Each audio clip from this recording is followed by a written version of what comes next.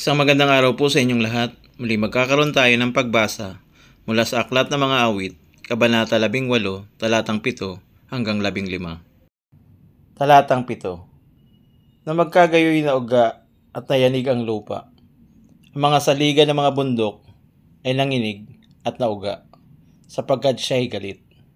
Talatang 8. Ang usok ay pumailanglang mula sa mga butas ng kanyang ilong, at mula sa kanyang bibig ay apoy na lumalamon.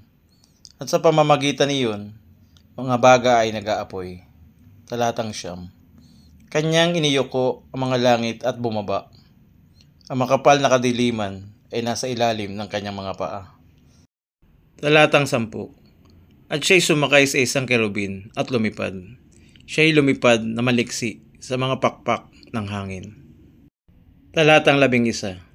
Ginawa niyang panakip ang kadiliman, ang kanyang kulandong sa palibot niya ay mga kadiliman ng tubig at mga makakapal na ulap sa langit. Talatang 12.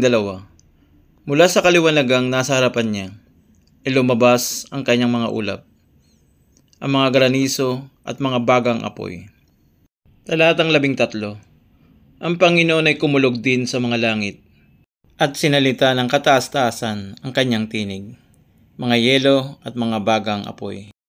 Talatang 14. At kanyang itinudla ang kanyang mga pana at pinangalat sila. Nagpakidlat siya at ginapi sila. Talatang 15. Na magkagayoy nakita ang sa mga dagat na lagusan at ang mga saligan ng sanlibutan ay nahubaran sa iyong pagsaway, O Panginoon, sa hihip ng hininga ng mga butas ng iyong ilong. Salamat sa pagkabasa ng salita ng Diyos mula sa Aklat ng Mga Awit, Kabanata 18, Talatang 7 hanggang 15.